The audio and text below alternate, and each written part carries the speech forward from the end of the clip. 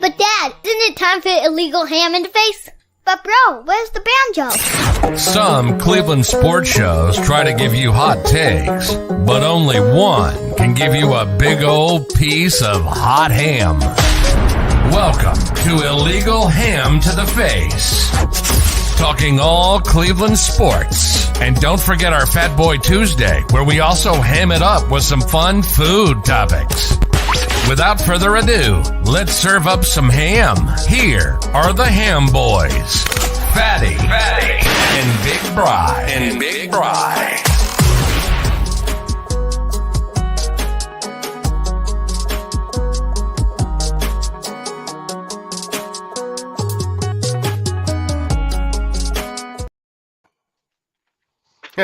Look at that. I screwed up already. Fatty failed right out of the gate, Bri. Oh, you look good. Oh, look at that. Fatty failed there right it out. is. Here we go. What's going on, everybody? Welcome on into Illegal Ham to the Face. Fatty failed right out of the gate on this one. Great show that we got for you guys today. Our show is brought to you by Lake Erie APA and also City Dogs Cleveland. You get a chance, check them out. They're down in here in our little bio and our links to how to get a hold of them. We got Sherry here tonight. So what's going on, gentlemen? You got James here. You got Casey, who will be joining us here a little bit later for some Browns talk. Yeah.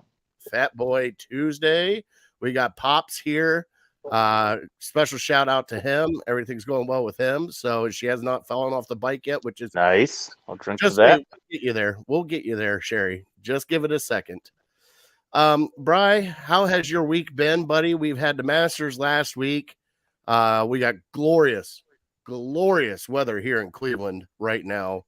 I mean, you got mid-70s, sun is shining, and as you can see, Fatty's working on the fat red face right now already. Look at that, Bri. Oh, okay. I thought you were shaving up the mustache to your point. Oh, no. That mustache is staying until next 2 Tuesdays from now. Okay. All right. Yeah. Fluff it out there. Oh, it's going to be fluffed out. Yeah. I mean, this is why spring is my favorite season. I mean, regardless of not having football or a whole lot of sporting events going on, it's weather like this, man. You just can't beat it. And hopefully we got it. I haven't seen the weekend, but hopefully for the rest of the week, it'll be nice. And yeah, this past weekend was just absolutely unbelievable with baseball going on. Obviously, I was watching the golf a lot and just spending time with family. It was awesome. Yeah, it was definitely a nice weekend, especially Easter weekend. We really didn't get into much. We had to go buy some kids some soccer stuff. So we had to get the shin guards and socks, get them ready for kicking each other in the kneecaps here coming up soon. Other than that, it was kind of low key for us here at the Ham household. I mean, we really didn't get into much, and we just kind of coasted our way into Monday, and now it's 70 degrees outside, and I'm arguing with my wife if I could turn on the air conditioning or not. Oh gosh, really? You know how I roll, Bri. I mean, once it gets that 71 degree mark, the AC comes on quickly for this fella. Like I'm lucky if I can get it on at 80 degrees. Let alone 70, not even a chance. Let's see here. Justin's listening to us while he's finishing the backyard. Chris is here. What's going on, Chris? Bri, it's a struggle here because I come in like she's a freeze baby, and I love her. I love her to death, Bri. But I come in, there's no windows open, there's no fan on. And I've been outside sitting on top of that diesel engine for I don't even know how long. And you walk in the door and there's no air movement. Like I just start sweating. She's like, "Are you okay?" I'm like, "No, it's hot in here." I'm like, "Do you not notice that the kids are in their underwear right now and your husband's about to strip down to his underwear? Like there's something wrong in this house. Like we got to turn a fan on or something. Daddy needs to breathe." I get it. I'm with you. I'd be as somebody who spent many days working outside. Once you get home, you just want to relax. You want to be in the shade, and you want cool air. I start laughing at her because she sits there. She's so cold that she covers her face and her nose gets really red. And I'm like, "Honey, you can't be that cold." And I feel her nose is like freezing. It's like an ice cube. But then I like it though, because then she'll start sticking like her feet underneath me and stuff, trying to get her feet warm. And it's like, oh no, I love that. I'm like, "Oh yeah, get it in." Nope, a little higher. There it is, right there. Get right there on that. Like, I can't I don't know what it is, Bri. Just being outside all the time. Just run hot. Just run hot. Sure. Yeah. Well, get ready for it. We're there. Like I'm up here in Fat Boy Studios. I got the fan on high. And I'm debating whether to let you take over for about 10 minutes to go get a box fan up here and start blowing around. Like we're there. Drink up. You'll be fine. Have another drink. Well, what's really funny though, Bri, is it's going to last probably 4 days. Then it's going to snow, and then I'm going to start bitching because it's snowing. I mean, it's Cleveland weather. That's where we're at now. Pretty much. All right, Bri, you got any shout outs this week, brother? No, I don't. Well, let me. Yeah, I have an uncle who came to town from Chicago and got to hang out with him a little bit on Saturday as all the women went to a craft show. So him and I, thank goodness, they had beer there. Kind of grabbed the beer and just kind of sat down and waited for them to finish. So sometimes he listens. So let me shout out my Uncle John. Other than that, yeah, not much. And we didn't do much. Got to see Pop or Grandpa came up and we got to visit with a little bit with him. Other than that, though, we really didn't. I mean, just enjoying time. Big Matt said, he goes, it's her way to get you naked. Matt, we're at this stage in our marriage now. I don't think she has to try very hard. Well, what's really funny is we're at our stage in our marriage now where she'll just look at me and goes, you don't look good naked anymore. And I'm like, I get that. I kind of understand. Keyword meaning anymore, meaning at one point you did, right? That's what I was kind of thinking. Take that. Well, that's a bonus. I mean, you're getting Thanks older. for the compliment. Things start sagging and just things start getting out of place. And I had no butt to begin with. And anywho, what do you got? Browns coming up or Indians? Oh yeah, Indians are. Well, we don't want to talk about them. Oh, there it is. There's the segue. Well, Brian, let's get our trivia with City Dogs. All right, we got a good show for you today. We got trivia time. We do have our dog of the week, so let's get our trivia all fired up and ready to go.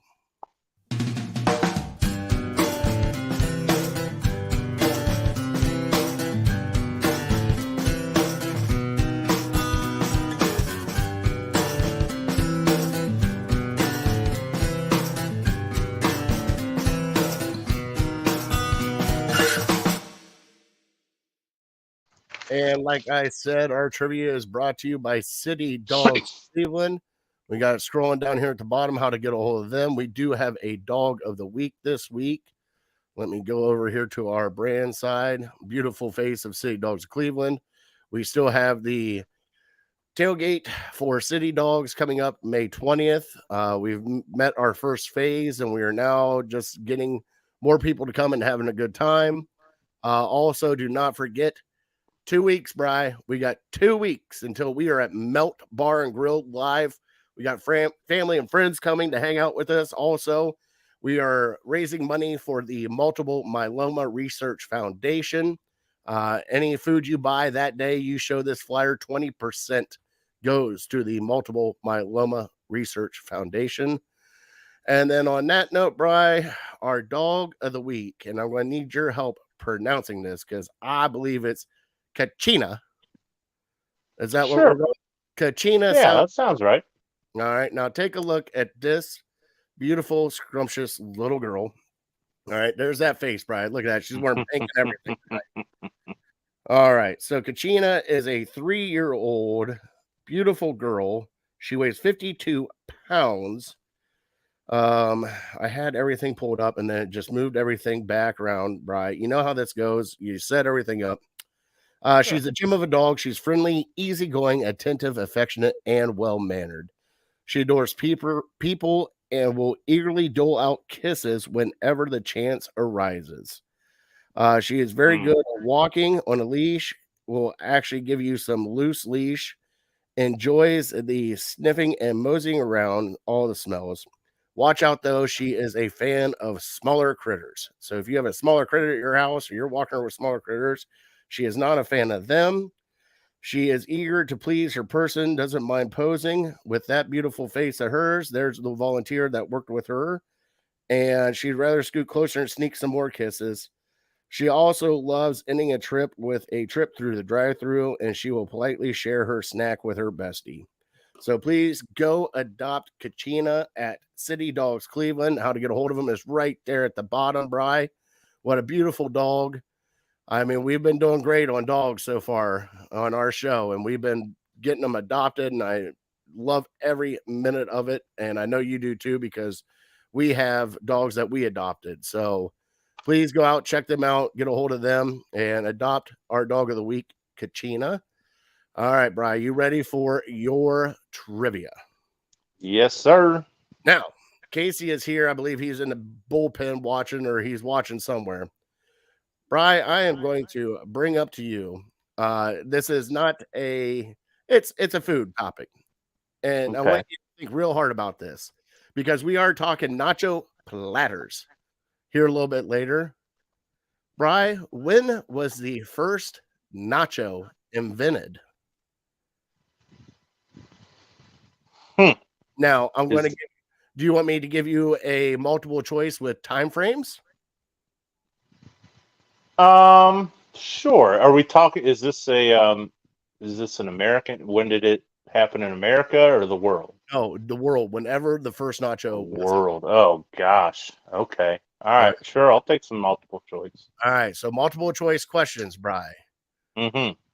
A, 1920 to 1930. Okay. B, 1930 to 1940.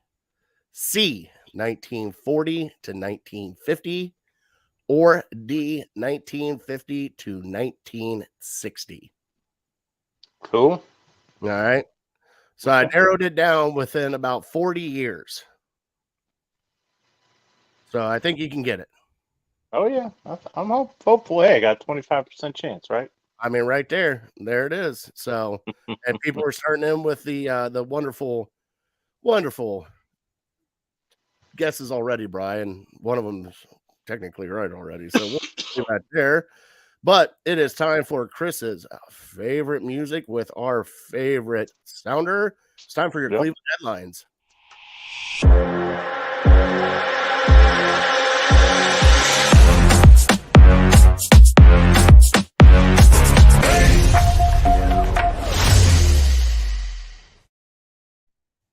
And we're going to have to get your Cleveland headlines brought to you by somebody, because it's going to be a great one.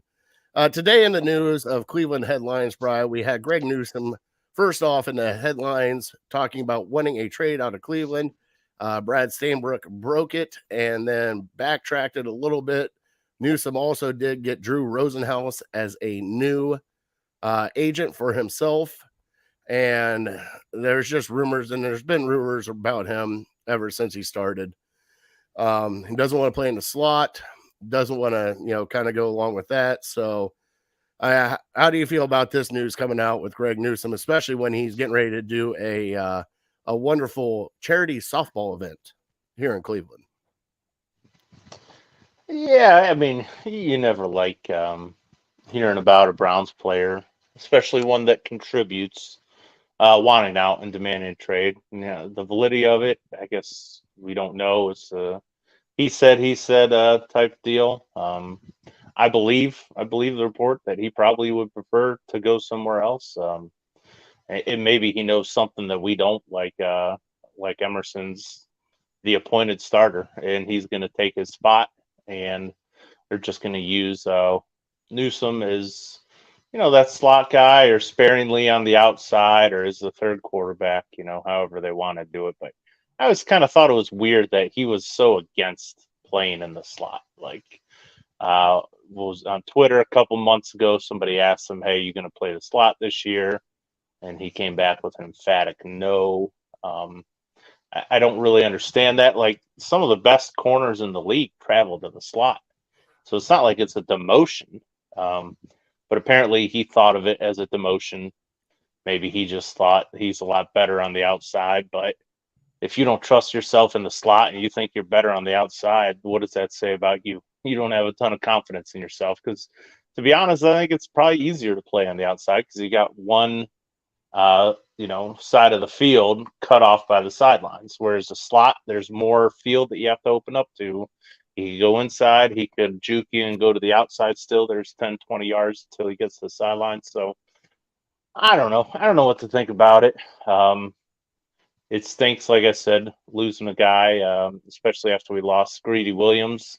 So a position that was once a strength for us now could potentially possibly be a weakness or something that you have to draft early. And when I say early in the draft, I mean our third round picks. But I don't know. Maybe they can work through it and find a way to keep him happy. But I don't know. He seems to be an emotional guy, and hope that we can work it out. But if not, we were talking earlier in the show. Okuda went for a fifth rounder. So Yeah. what can you get? What can you get for Greg Newsome? Some people say a second. I don't think you can get a second for him. I think maybe a third.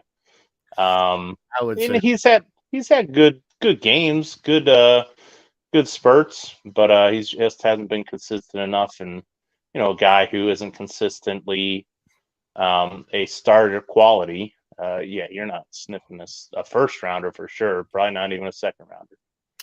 yeah, we'll get into more of that when we get Casey on here in a little bit. But yeah, I just, for it to come out like he wants a trade, like, yeah, I can see he wants a trade, but that was like the key note of everything, like the way it was worded. Like, it's not that he demanded, it was he wants a trade. And it's like, well, yeah, everybody can want a trade. And then it kind of just backtracked from there. So it's he said right now with that whole situation. And something, people have their sources of who they talk to, and word from the mouth, he might be coming out the side of his mouth too. So nobody knows what's going on. We'll get into that here a little bit later. Bri, guards have got some home cooking going on right now that we're playing the Yanks. We are getting our ass kicked right now. The game is going on while we were doing our show. They're down 8-2, but your guards are 7-4 starting out this young season. Tristan McKenzie has been put on the DL. He will not be allowed back until like May 23rd or something of that nature. Also, Savali is now on the injured with an oblique. It's going to be a couple weeks for him. Are you concerned about the pitching right now with the little dings that we got going on right now with the starting pitching?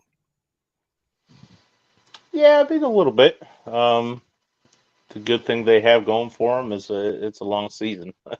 Unfortunately, yeah, being without McKenzie till almost June is not great, and especially with Savali going down too, you're going to need some young guys to step up. It's next man up type deal. But one thing you do trust the Guardians with is developing pitchers, and so I'm not too terribly concerned. Depending on how long Savali's going to be out.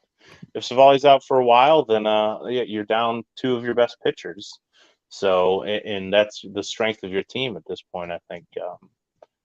But we'll just kind of wait and see. I don't doubt that Tito can get them to win games when they don't have their best stuff or their best pitcher on the mound. So, put a lot of faith into him, and you just hope the bats can start coming alive maybe a little more.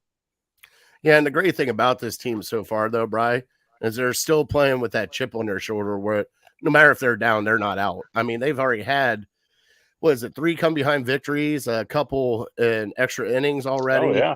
Mm-hmm. I mean, our new catcher, Mike Zanino, is hitting. That's the only one that's really not hitting right now is Bell. We got to get him going, but everybody else is playing great. And I'm telling you what, Stephen Kwan, and right at the top of that lineup, just taking walks and getting on base. And then they're just stealing whenever they want to steal now. It's unreal. Like Jose Ramirez has already got like 5 stolen bases already, Bri. It's just they're going to go whenever they want to go. It's actually kind of crazy to watch them play, but they're playing great. And I'm so excited. Fans have come out. The home opener was nuts, as it always is, Bri. I mean, SpongeBob was out there, out jumping around. The patio was just full of people. Paulus got there's another one I got to shout out here in just a quick second. Paulus got his first media credential to that home opener game. So he was there as part of the media, got to be down on the field. But Bri, awesome. I forgot to tell you this. Paulus and his wife, Kelly, have welcomed their first son, was born this morning. So congratulations to Nick Paulus and his wife, Kelly. Yeah. Friends of the show, friends of ours. The best. Great news this morning. Healthy baby. I believe his first name is Michael. get that one. But everybody is healthy and ready to go, so that's amazing. But it's Indian Guardians baseball, Brian. The Guardians are going to play their style of baseball, and their style of baseball right now is actually getting fun, especially with this no shift. They're actually pulling the ball, a lot of base hits, a lot of doubles. It's just a great time to be a baseball fan, especially as quick as everything's moving. I'm kind of enjoying like the pitch clock because Karinchak walked out, I believe it was last night. The very first one that he did was an automatic ball because he took too long. Ended up giving a triple and then striking out the side. And Connor Stanton was his last one he struck out. And it was almost like he just won the World Series by himself. And I'm pretty sure if he could have done a backflip, he was going to do it. But it's a good team, good young team, Brian. It's going to be a great summer of baseball for this team, and I can't wait. Next one, go ahead. I was going to talk about, just touch on last night's game.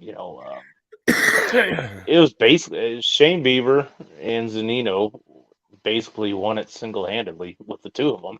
Bieber, I don't want to take anything away from Bieber because holding that lineup to 2 runs is pretty spectacular. And then obviously Karinchak and Clase did their thing. But I'm looking at the box score this morning. It's like 0 for 3, 0 for 2, 0 for 2, 0 for 3, 0 for 4, 0 for 6. And then Zunino 3 for 3 or something with 3 doubles. So, I mean, without him, you have 1 hit. And, maybe he's the difference. Sometimes one guy like that in a game like yesterday where you win 3-2, one guy with a hot bat can make the difference. So hopefully he's the real deal. He certainly gives us a lot more pop in the lineup than what we got last year from our catchers. So I like it. He was an all-star not too long ago. And hopefully he's not intimidated by these Yankee pitchers because I get worried. You know me, when we face aces, we don't seem to do very well. So if he can be that guy that doesn't get intimidated by that kind of stuff, then it was a great signing. And Bell, he's going through a rough stretch right now. Let's just hope he can somewhat get above 200 would be nice by the All-Star break. Right now it looks bleak, but it's still early in the year. He's still adjusting to his surroundings. He's batting what, like 0.84 or something like that? Yeah, something like that. Not good. No. Not good. All right. The other thing before we bring on Casey, the matchup is set. We are playing the Knicks, Bri. We are playing them Saturday. So next week, there's the Cavs Cup right there. Your Championship Cup. Cavaliers will be back in the playoffs playing the New York Knicks here at home. We have home court advantage, Bri. And I can't wait for that because everybody is super excited about this matchup. And a lot of people are saying this is probably one of the best matchups for the opening round of the playoffs. Can't wait for it. I said the Cavs in 5 just because I'm a homer.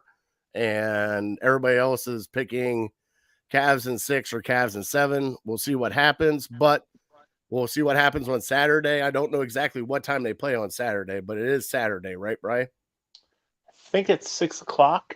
Don't quote me on that, but it sounds right. Right. All right, there we go. So 6 o'clock on Saturday. Can't wait for that. Got playoff basketball back here in Cleveland.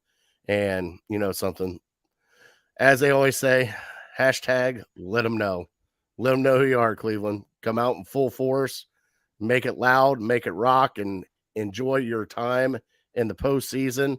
Hopefully we get through the first round and get into the second round and see what we can do with some of the big boys here in the East. So, Bri, are you ready to bring on our guest? Sure, absolutely. All right. He is from, let's see here, Dog Pound Daily is contributor for them. Casey, Casey, please, if I pronounce it wrong, let me know. Kinnaman? You nailed it. That's it. Yeah, what's up, Casey? Hey, how we doing, gentlemen? Good. How are you? Good. Thank you for joining us tonight, taking time out of your busy schedule. Hey, I appreciate it. I appreciate you guys having me on, getting to talk some ball and a little later, a little nacho action. So, I'm excited. I'm excited. The only text I got is I sent the show sheet to Brian. Brian goes, I am loving the Fat Boy Tuesday topic. I'm like, I didn't even pick it. Casey did.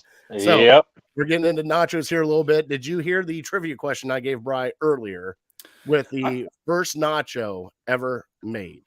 Yeah, I did. I heard the question. Okay. I have no idea what the answer is.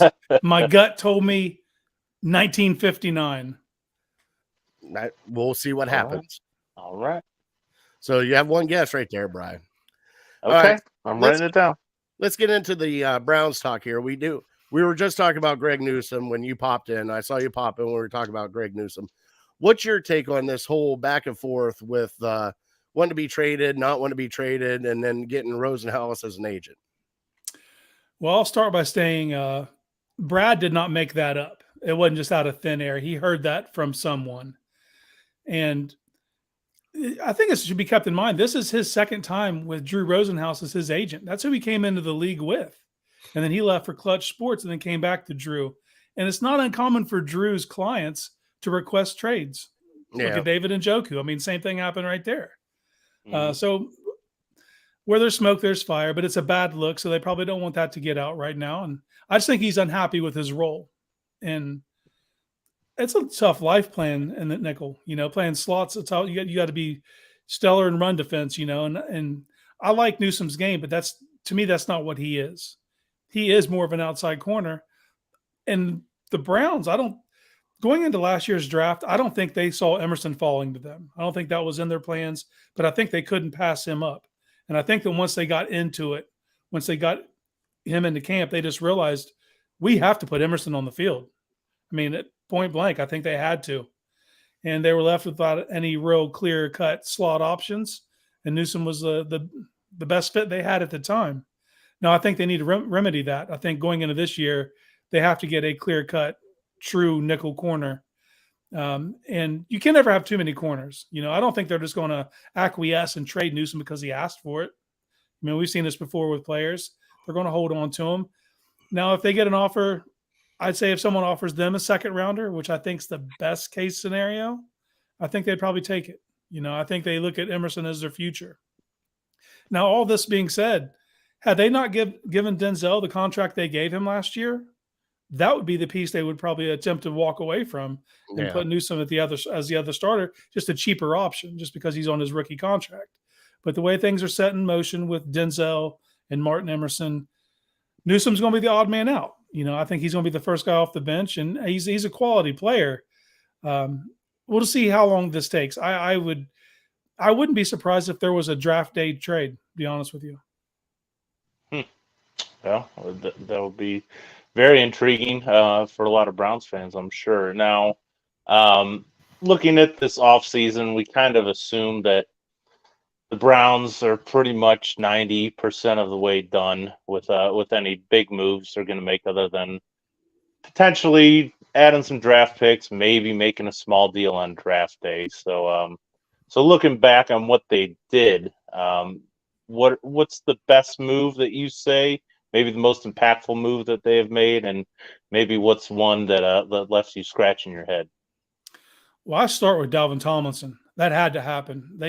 This team has been so weak up the middle for 2 straight years to go into last year with who they had at defensive tackle, just a hope and a prayer that somebody was going to step up. And as we saw, like the way they've constructed their team, especially on the second level, having these smaller athletic linebackers, if you can't keep them clean, all that athleticism does them nothing. If they got 315-pound guards getting out on JOK, I mean, his hands are tied. He's 200 and they say 220, but I'd be surprised if it was 210, to be honest. Wow. So again, Dalvin Tomlinson, he's a natural space eater. They need guys that can occupy double teams, that can keep those linebackers clean and anchor, and they just didn't have that. So getting him, I think, affords them that. Now, I don't think they can be done. I think they have to add another defensive tackle even before the draft. It's not going to be a splashy name, like you said. I think we're out of the big moves. I think that's going to be something underrated.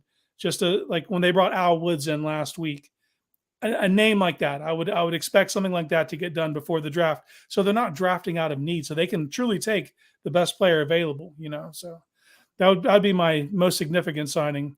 Signing that had me scratching my head. I got to be honest, the things that have scratched my head were re-signing Jack Conklin.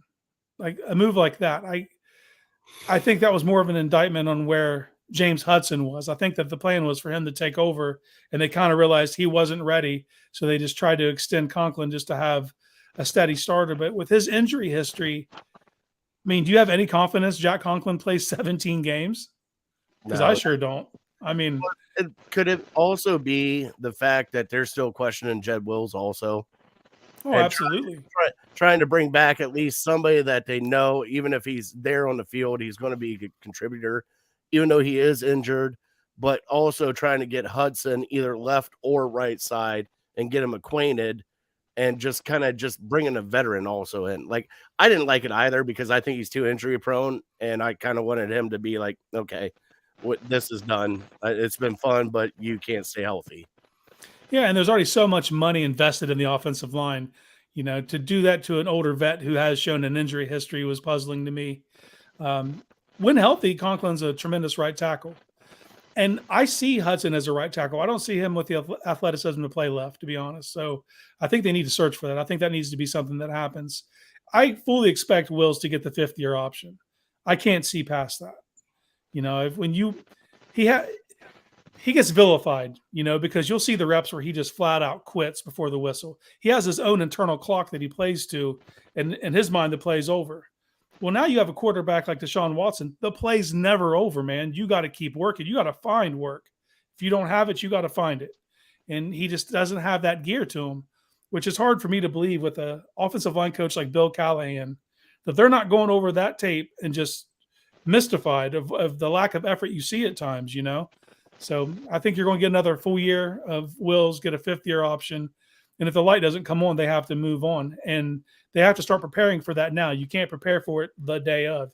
You need to draft a year ahead of time. So I would not be surprised if they took a swing on a tackle this year that has that kind of upside. That way they can kind of have a backup plan already in place if Wills does fail them. Yeah. I don't know. This is my favorite time of the year. I mean, it's just kind of a bummer that the Browns don't have a first or a second round draft pick that we can get all caught up in. But still, I'm grasping at straws here. We got a couple thirds and a fourth. So just to get into it as quickly or, take as much time as you want. What do you see now that we've done what we did in free agency? What needs do we still have left on this team heading into the draft? And are there any one or two particular players that you kind of like that we could possibly get in the third round or fourth? Yeah, I still see defensive tackle needing bolstered. So for me, if they're picking at 74 and Keanu Benton is on the board from Wisconsin, you sprint that car to the podium. You risk pulling a hamstring to do it. That is the exact type of player. I'm not saying he's a day one starter because defensive tackle is such a hard learning curve at the next level. It's very rare later round draft picks come in and immediately they're the guy. But I think before halfway through the season, he is that starter next to Dalvin Tomlinson and someone you can build around. And they could be interchangeable, playing the 3-tech and the 1-tech. Both of them could do that. And it just gives you so much more stoutness, up front. I still think they need another edge rusher as well. I love the signing of Double O. I think that was a really good value they got with him. I think he provides tremendous upside as a pass rusher. But they still need to address that. The light could come on for Alex Wright. He has all the physical tools, and they put him out there before he was – I don't think they anticipated needing him as much as they did last year. So if he takes that step in year 2, I think you start to have the makings for an athletic edge room. But if Derek Hall from Auburn is available, say Benton's off the board and Derek Hall's there, that's another player I think that they would be very happy to land that kind of athleticism for their edge. But I think something we need to keep in mind, and it's not sexy. It's not something Browns fans want to hear. They only have 4 picks next year. At some point in this draft, they are trading back. Know that. It's happening. And the sooner they do it, the more value they get out of it. So if they get up to 74 and one of those players aren't there, they're very likely to trade back. Now, are you talking like trade back later on, like down towards our 92nd pick or whatever the heck it is, or just trading back a couple of spots and garnishing another 4th round pick next year? Or Yeah, I'd say more along those lines. I think 74 and 98. I think either one of those are candidates. I don't think they would fall back deep into the draft for it. But if someone was willing to give them a 3rd next year, just straight up 3rd, I could see them just opting out. They have 8 picks in this draft. They're not picking 8 players. no, So at some point that's going to happen. Now, as Browns fans, like you said, not having a 1st or a 2nd, like we went into last year thinking we had a 2nd. So we're all doing study on George Pickens and Travis Hall. Like we're looking at these guys, and then it comes out, they trade back to the 3rd, and it kind of deflated everyone. Now they got tremendous value with Emerson, which we didn't see coming. He wasn't on anyone's draft boards, and if he was, raise your hand because I want to talk to you. hey, I screamed and yelled because I was at a live show when that one went off, and I'm like, nobody. I was like, nobody near. I'm like, you drafted a corner. We already got 9 corners. Get out of here. Yep. But I'll say this: with them not having a 1st or a 2nd this year, and next year it's a 1st and the 3rd they don't have going into it, it's really like for someone who writes or does content creation or anything with the Browns, you're really out here sharpening your sword, man. You're like trying to find value later in the draft. It's causing you to like be deep in the weeds and try to find these hidden gems that might be there. And I think this draft has a few. I think there's a couple guys that are going to be taken on day 3 that could eventually be starters for this team down the road. I think that there needs to be a succession plan. And this pains me to say it, man. I love Nick Chubb. Like he's my favorite Brown. Since they've returned, by far, he's my favorite player. But he's a running back in a league that doesn't covet that, and he gets paid a high salary. And could they move on from him after this year? Unfortunately, they could, and they need to have a succession plan for that. And running back is one of those positions, especially in this year's draft. It's just so deep. You're going to be able to get guys in day 3 that can play. And I fully expect them to take one at either 98, 111, or 126. I think that's going to happen this year. I got another one. So you mentioned Tomlinson, and we know that was a must-have. You needed somebody to get in there to stop the run because it was just painful to watch sometimes last year. So had to do that. But the sexy pickup of the offseason was Elijah Moore. And I'm just curious to see your thinking of, did we have to have him? Was it a good deal? Is there still some potential left? Or do you kind of think maybe he could be a head case in the locker room? Well, that last part's the unknown factor. We don't know exactly how his time with the Jets, how tumultuous it was. I know he was out of favor with the offensive coordinator, but when you go back and watch the tape in New York, that dude is running wide open all over the field and just not getting the rock. I'm sure he was frustrated. I was super high on Moore coming out of college. Like I realistically, I thought that I wasn't as high on Chase as everyone else was. And in hindsight, I should have been higher on Chase. I mean, he's a generational type receiver. But I thought Moore had the potential to be the wide receiver 1 out of that entire class. So for the Browns to get him and just basically, they didn't lose a pick. They just fell back in the round, I think that's tremendous. He's super athletic, unbelievable route runner. I know everyone wants him just play slot because that's an obvious need for this team. They need a slot receiver, which he can fill for now. But he is an outside receiver by nature. His best work eventually will be done on the outside, which could be the succession plan for when they move away from Amari Cooper.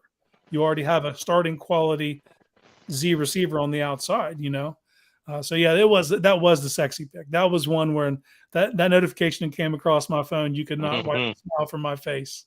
So yeah, Elijah Moore was a huge get, and just the injection of speed into this room. You went from basically 2 starting receivers and then a hope and a prayer after that last year to now you have playable speed. Like I know Anthony Schwartz ran a 4.27, but if the defense doesn't have to respect it, what good does it do you? None. Marquise Goodwin, that same kind of speed, the defenses have to respect. And you don't have to play that dude a ton. So when he gets on the field, he's going to command respect. They're going to be hollering his name as soon as he's out there shading safeties over the top, which just changes the numbers game and opens up the middle of the field for players like Njoku. It will allow for Amari to see one-on-ones when sometimes he doesn't get that. So I think that they've done a good job retooling the wide receiver room this year.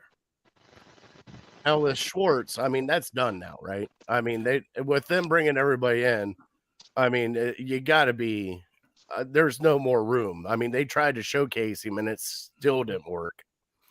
I got flamed for it last year at the end of training camp. I wrote an article, the case for cutting Anthony Schwartz. My theory is he doesn't just demonstrate wide receiver qualities at the National Football League level. He just does not. He has the speed. That's his calling card. That's what's gotten him this far. But what has he shown you as far as his development, his route running, his ability to use leverage, ability to change up speeds inside of a route just to create separation? None. He should have, because of where he was drafted, I think pick number 90, something like that. I think that they just found it hard to move away from. But the reality is a player like that should have been allowed to develop on the practice squad, not have the pressure of having to play. Because what does he do for you on special teams? Nothing. So when you have a player like that who's just eating a roster spot, you see the drops, man. You're a wide receiver in the men's league, dude. Like, you can't be having those kind of drop issues that he's been having. So in my mind, it's done. They're going to give him this training camp, but he's a player that I think is going to end up on the scrap heap, and some other team's going to pick him up because of that speed. And if you fast forward 3 years, he's not in the league anymore. All right, so we got one question here in the comments. Sue is available, I hear. That'd be a veteran present on the cheap to bring in to help out with that defensive line. I get that. Sherry said send him to the XFL. That would probably be good for Schwartz also. That's a great one. But now I'm going to bring in – all right, so we're bringing it back to this, all right, guys, because there's a question in here, and this all happened this week, and he used to play here in Cleveland, and I still don't know how in the hell he got a $15 million guaranteed contract. But Odell Beckham Jr. is now a Baltimore Raven with a guaranteed $15 million contract. Has not played a full season since he was with the Browns. So what the heck are the Baltimore Ravens thinking? Hey, man, I'm all for it, dude. Like I just can't wait to see the video that Odell's dad makes when Lamar doesn't even get the ball near him. I just can't wait to see that when he's just running loose in the end zone, and it's just watching Lamar run and zigzag. Odell's a tremendous talent. He's injury prone, and people can act like, all of his teammates love him. There is definitely a cancerous element with him in your locker room. It creates division, but that kind of money, then literally the night before, me and my buddy were talking about it, and I was like, yeah, he wants $15 million. And I was like, he might just force retirement on himself, because who's going to pay him that? Wake up the next day, Baltimore is going to pay him that. I was like, all right, hey, man, couldn't be us. I know that. Brian, what do you think about it? It's like I said, a few weeks ago with the whole Lamar thing and all the turmoil that surrounds that. It has to make you smile as a Browns fan, because if the Browns giving Deshaun Watson $230 million guaranteed was desperation, this screams desperation to me, because they are trying to hold on to Lamar Jackson. They're trying to do anything they can to make him happy, even if that means getting a washed-up receiver with injury problems and paying him, like Casey said, a ton of money to do it, and trying to make him happy that way. And it might work. It might keep him around, but does it really make him that much better of a team? I don't think so. So I mean, yeah, it kind of made me chuckle, just because it just reeked of desperation. I just started laughing because I remember I don't know who put it out there on Twitter, but somebody asked if Odell Beckham was a Hall of Famer, and all I could do was laugh. And I'm like, no, there's no way he's a Hall of Famer, because of one catch that he made. Like, I understand he's had like one or two good seasons, but I mean, if that's the case, you can go back to that was my argument. I'm like, go back to Josh Gordon's, where he only played how many games, and he was the best wide receiver in the NFL. Is he a Hall of Famer? No. It's so. Casey, you got anything you want to ask us? Because you're here with some big boys. We're offensive linemen here, and maybe a defensive tackle. So, is there anything you want to ask us before we move on into our wonderful, wonderful segment of Fat Boy Tuesday? Well, if you guys look at this offseason, what do you think do you think the Jim Schwartz hiring, do you think that really elevates this defense to a spot where they can contend for a playoff spot? I do. Yep. That was my biggest move in the offseason, just because I understand the Tomlinson thing was big, but Schwartz affects the entire defense. And I'm just sick and tired of seeing Stefanski just let guys fly by the seat of their pants and, hold nobody accountable or sit them for a play or something. I think Schwartz is going to do that. Schwartz is going to be that a-hole that kind of gets in your face and lets you know what you're doing wrong and it's not acceptable. And there are going to be consequences when you don't do what we ask you to do. And I think that's what the Browns have been missing on defense for a very long time. If you look back when Greg Williams was here, he was that guy also, and their defense never did some of the shit that they pulled off this past year. And it's sad that it comes to that, but you got to be accountable. Like I told Bri, like we watched games where Stefanski's sitting there, a guy gets flagged for a 15-yard personal foul penalty and just walks off, and he's going, well, what the hell was that? Doesn't talk to him anymore after that, just goes, what the hell was that? And then goes, all right, well, I got to call plays now. You need a fiery guy on that whole coaching staff. And I know Stefanski's not it, but Schwartz will get into somebody's ass quicker than anything, and I can't wait for it because the first person that screws up, and he doesn't care. He doesn't care if it's Myles Garrett. He doesn't care if it is like the rookie linebacker if we draft one. Like, I cannot wait for that to happen. Yeah, I agree with you guys. I think accountability, that's what was lacking. This defense has been passive for the last few years. Things just kind of happen to them. They try to adjust, and then you're going to see a much more aggressive style of defense under Schwartz, and you're going to see accountability. Those players who get those 15-yard penalties, you're going to see them on the sideline shortly thereafter. Not just left out there to like Ronnie Harrison out there, just out there, just 15-yarder after 15-yarder. So I think that's something I'm really looking forward to because I think they have the base level talent, and I think that Myles Garrett with Schwartz as the DC, I think we're finally going to see a push for Defensive Player of the Year. I think we're looking at a 18 to 20 sack season. As long as he's able to stay healthy. And if you can't get excited for that, man, I don't know what to tell you. He could have had it this year if he wouldn't have wrecked his car. It's just unfortunate, though. It could have happened. He didn't play healthy pretty much all year till towards the end when he started feeling a little bit better. But, he had about 6 games where he wasn't right, and that didn't help this team. But on that note, we're switching over. We're getting into facts. One more. I got one more for Casey, just because it was such a point of contention between you and I last week, and it is really for all of Browns fans, and it's probably a little bit of summer hack, talk radio type question, but looking back 1 year later, Deshaun Watson, do you think it was a good move sitting where we are today? Would you do it again, or would you undo it 1 year ago? Okay, this is such a muddy question. It's so muddy. But if you're telling me, sure, go ahead. I'm sorry. If we're at face value and you're telling me, hey, do you want to make a move for a 26-year-old elite level quarterback that you can win the Super Bowl because of, not with, but because of, I think you roll the dice. Now you add in all that extra grossness on top of it because, man, as a Browns fan, the ultimate thing is you want to see your team win, but it's going to be hard to root for him in particular. And for this team to win, he's got to be the reason why you win. So it's this ugly juxtaposition. Like in a vacuum, yes, you make that trade. You make that trade to get him just because it gives you a chance to win the ultimate prize. Now, what encouragement have we seen, though, in those final 6 games that he's going to be that dude? I didn't see it. His escapability, that came back. Some of the things came back for him. And in little pockets, he was making plays. But to be that elite level quarterback, I don't think you can win a Super Bowl with anything below a top 8 quarterback. I just don't think it's, in this day and age, it's not going to happen.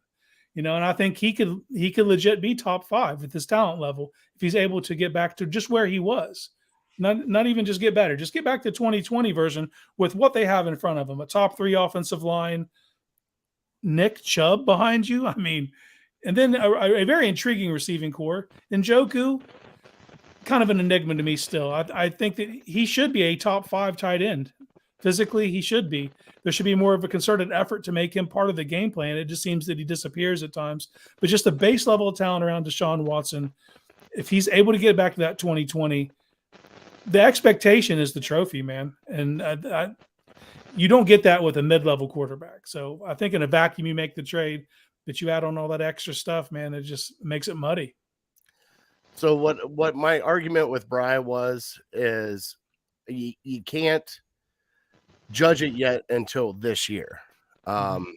With everything else that's gone on, we haven't seen him play. With the 6 games that we did see, it wasn't enough. You had to get 1 full year of actually seeing him play to actually decide if that was a good trade or not. Yes, like that was my, because both Brian and I, we're also fans. We're also people. Like the allegations, everything else, like, yeah, that's muddy. That's really muddy. But at the time, I told Bri it was weird the way it's set up, because at the time you had a quarterback that actually took you to the playoffs, and then you go do this once this guy's available, and it's like, okay, it's back and forth. But I think after this year, we'll get an assessment of actually what Deshaun is and if he can get back to where he was at. And that's my biggest concern, because I don't know if he can. Watching those 6 games, he had 2 years of training, anything else he could do. I understand game time is different, but those 6 games, he was lost. He couldn't find receivers. It concerned me, but he's got his chance, and this year's his chance to see if he can do it. Yeah, all excuses are out the window. He had full off season. He's got time to get a rapport with his new receivers. They're already working out down in Houston.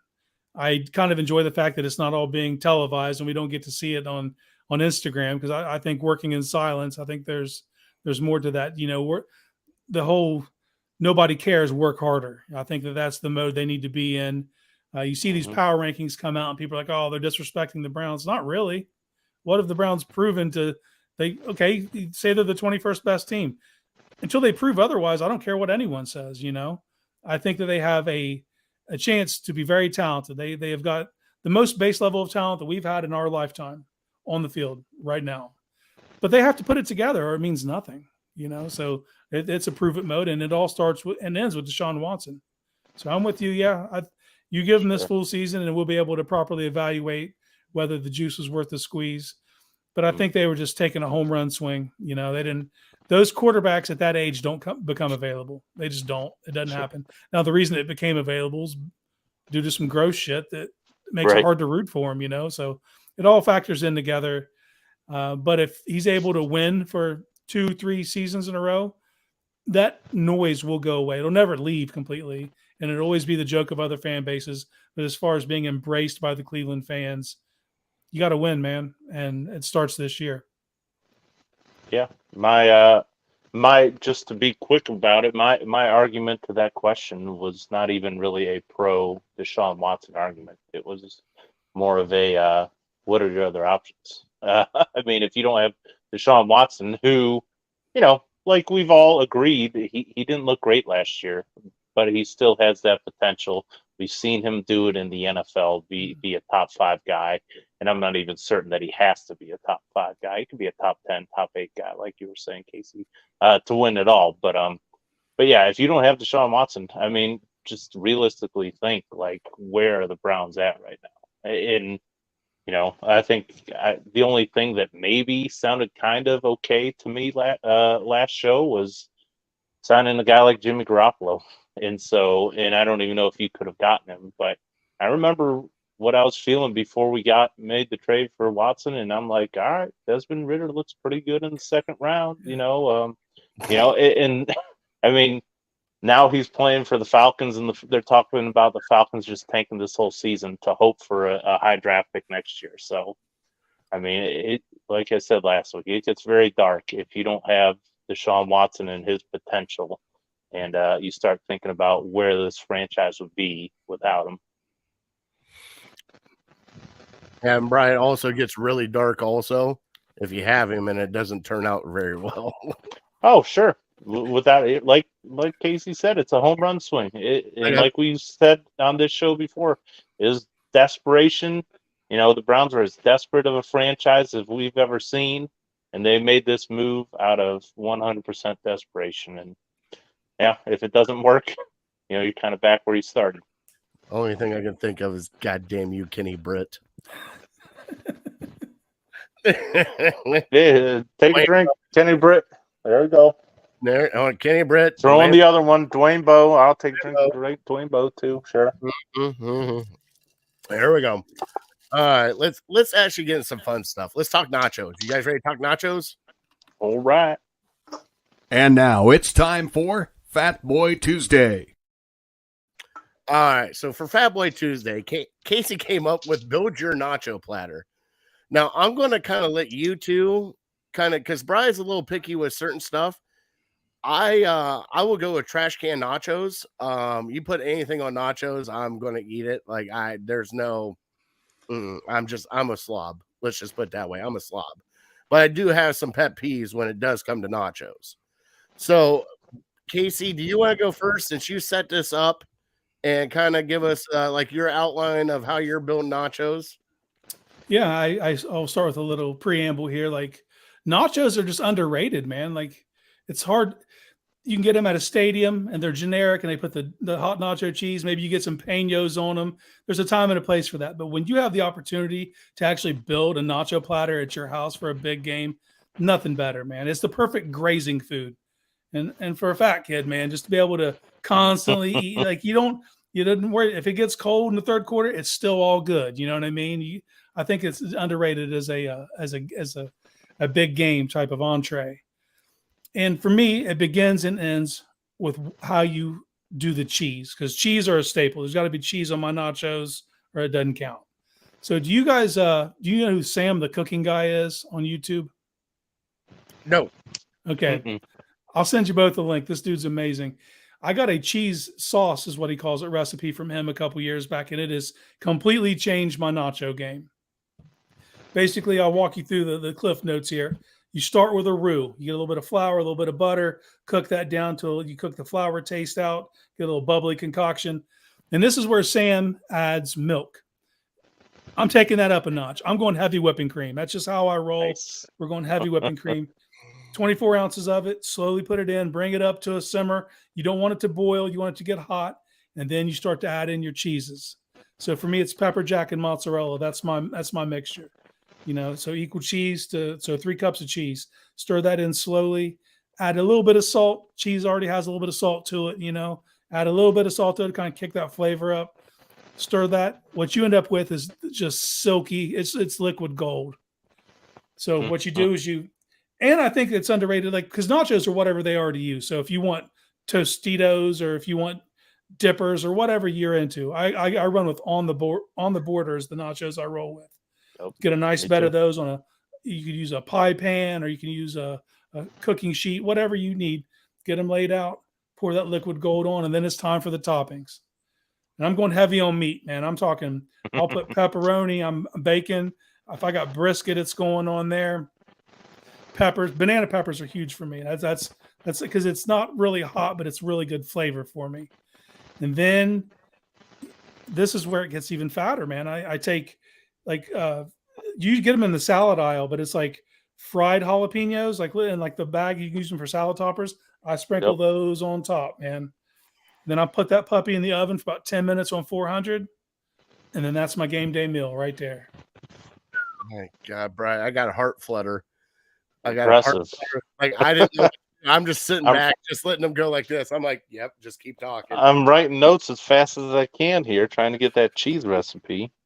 All I'll right. send it to you. I promise I'll send it to you. Okay. All so right.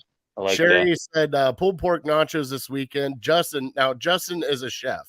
Running Bald Man is a chef. He said black beans, jalapenos, shredded cheese, onions, tomatoes, sour cream, lettuce, cilantro, and extra hot salsa. That's a nice little setup there. All right. Now, Bri, are you all right? You ready to go? I'm ready. Yep. All Mm-hmm. right. It's boy, he broke it down so well. I'm just gonna try to not screw this up. To me, there's three things you gotta have. You gotta have, like he said, the cheese. You gotta have lettuce to me, and you gotta have sour cream. Those are three musts. And then from there, you can kind of take it however you want. If you want to go barbecue pulled pork, I think that's one way, and that's spectacular. And then maybe from there, you might put a little onion on there, if you want, or you go chicken. For me, you know me, I'm simple. I probably wouldn't like to mix two meats together, like a brisket and a chicken, or ground beef and pulled pork or something. So give me one meat, and then we'll start building it from there. Chicken, pulled pork, ground beef, any one of those is something I probably do more often than not. The bacon I hadn't thought of, but putting bacon on anything, how's that a bad idea? So Bacon I'm gonna have to is try a that condiment. next time. I'm telling you right now, bacon is a condiment. Yeah, absolutely. Yeah, no doubt. So I'm gonna try that without a doubt. So I gave you the top, the three things that you have to have, and then for me, there's maybe three other options after you get after the beef, and they are or whatever meat you're gonna put on there. It's salsa, any type of salsa, onions, and jalapenos, depending on your level of heat. So other than that, I don't get crazy with the olives or the refried beans. But I don't hate them. I'll try it, but if I'm making it myself, that's what I do. Nice. My God, I love this fucking nut. This is great, Bri. Like, because I love all food, and like there's not anything I haven't tried. And like for me with nachos, like you were talking about making your roux, everything else. Like my sister does the chili cheese con queso with Velveeta cheese and all that stuff. So that's how we kind of set up our nachos, and we use everybody does scoops, things of that nature. We'll grab whatever we have at hand, whether it be Doritos or whatever we got close to us. The ones that we like the most, especially here in our house, they come in a yellow bag. They're $2, and they're corn tortilla chips. My wife loves them to death. Oh yeah. And we spread those out. We do that chili con queso on top. Now, whether it be fresh jalapenos or pickled jalapenos, either one, doesn't matter. Got to have jalapenos on it. And like Bri said, salsa, I got to have fresh salsa though. I can't do the jar salsa. My wife has made me spoil bougie now, where we get like the good stuff and it's actually like legit fresh salsa. But other than that, like you add any kind of cheese, pepper jack cheese. There's a place in Casey, you're in South Carolina, right? Yes, sir. You're from Ohio? Yeah. Where at in Ohio? South Central Ohio, about an hour south of Columbus, a place called Chillicothe.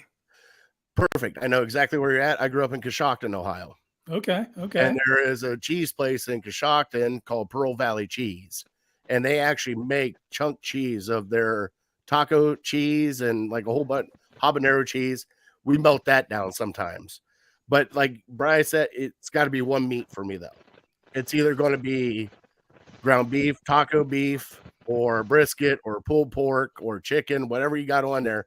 But layer that thing up, even throw some guac on top of it. I don't care. Like, I want it messy as messy could be. Like, when you grab a chip, I want you to grab a chip, and 900 things come with that chip, and people look at you funny. They're That's like, one chip. That's one chip. One chip is coming with me. And let's see here, Chris. Chris is my brother-in-law. He said, "Now, how do you create layers? Keep it flat and wide." He said, cheese sauce. Casey mentioned all the toppings, no layer, extra cheese, melted down toppings. Great bite, get down. And Justin said Pearl Valley is some damn good cheese. And yes, it is. It is some definitely damn good cheese. But yeah, with nacho platters, I like when I go out to eat, I don't get nacho platters that often, like especially when you go to like a Mexican restaurant, because their chips and salsa is so good. Yeah. especially at a good place. But it's hard. Like I asked Melt, I asked Matt Fish if they got a nacho platter. I have a feeling we're getting a nacho platter when we go do our show here in 2 weeks. Right. No, Now, one thing that Chris brought up that I'll just say is maybe underrated is, yeah, you don't want to just dump a bowl or a bag of chips into a bowl because you put all your toppings on and then it just covers the top layer, Yeah. and then you eat that and then you're just left with chips. I think the best thing to do is almost spread them out on like a baking sheet and throw them in the oven that way. Yeah. Got So coverage. very underrated. I know when you go to restaurants or something, they'll bring out these mountains of tortilla chips with a couple toppings on it, and it's like, well, I mean, it looks good, but once 5 minutes in, you're like, all right, I just got a bunch of chips left. Yeah, and you get pissed off when you get down to the bottom chip, and you're like, "There's nothing on it. I got nothing to dip it in. I got nothing to stick it in." Casey, I can't thank you enough for bringing the nacho platter. Do you want to stick around for our top 3 because it's Browns draft disappointments? Absolutely, man. I'm all in. All right, Sweet. here we go.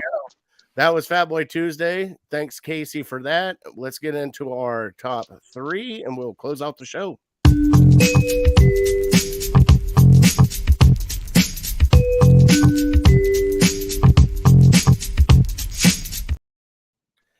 All right.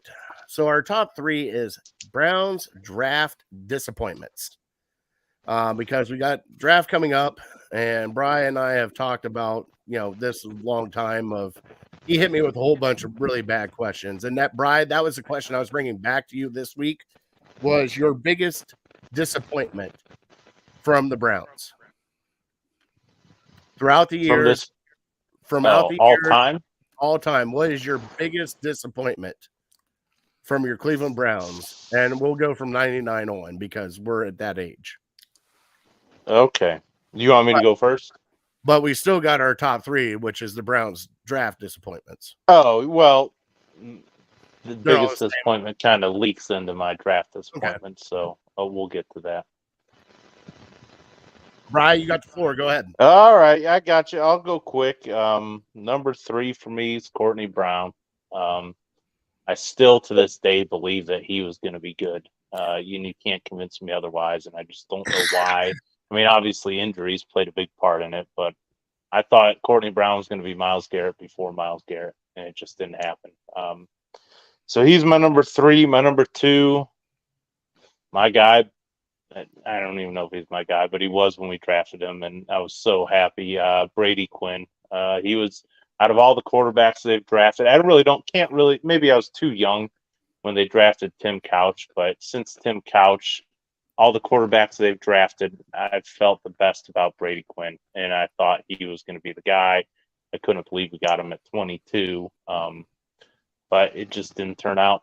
Derek Anderson, his ascension in 2007, maybe that had something to do with it, but yeah, he was just never that guy. So he was my number 2. My number 1, unfortunately, it was a running back named Trent Richardson, and I was so happy when they traded up one spot to get him in the draft, and I couldn't believe it. He had a pretty good rookie season. I don't think he quite had 1,000 yards, but that next year I was drafting him in the first round of my fantasy drafts and everything, and so pumped. And then like 2 or 3 games into that next season is when we traded him. I was so bummed, and it turned out to be a great choice by I think Banner was the one that traded him. So yeah, I was all in on the Trent Richardson train. I thought he was going to be like Nick Chubb, and man, they got rid of him at the perfect time.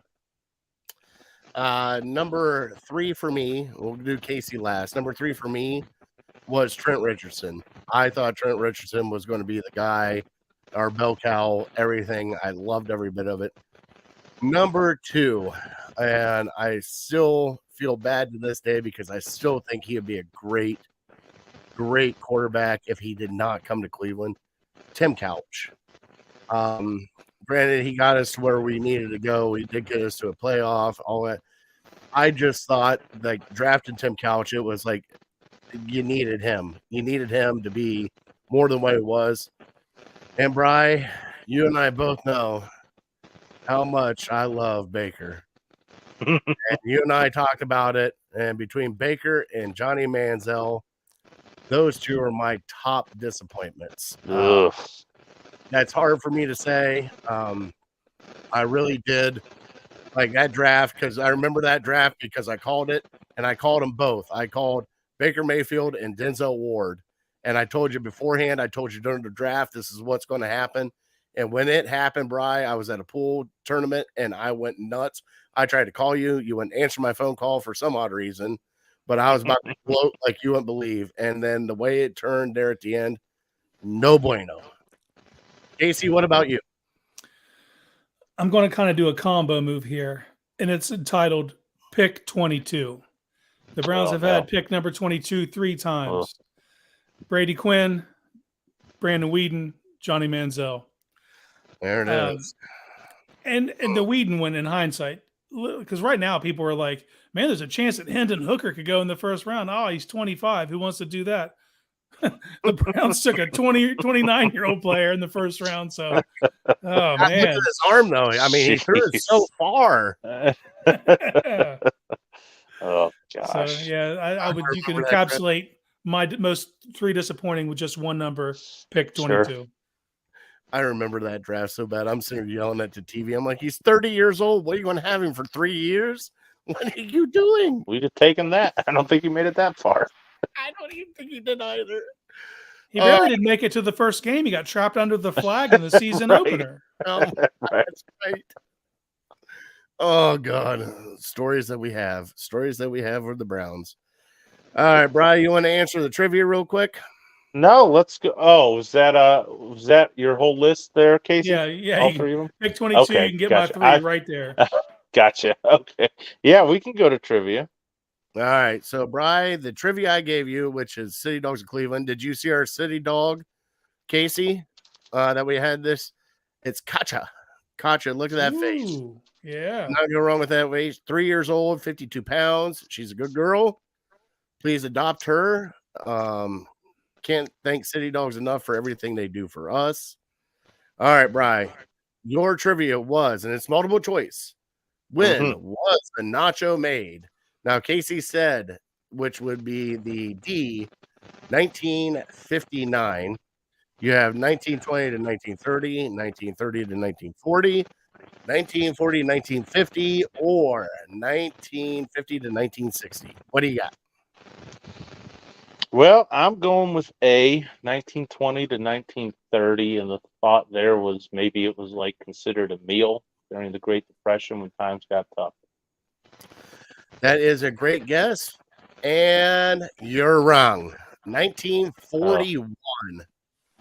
Right in between us. Right outside of El Paso, Texas, a lady invented it at a country club to feed the women because the men were off at war. And that is how the nacho was born at 1941, right? Nice.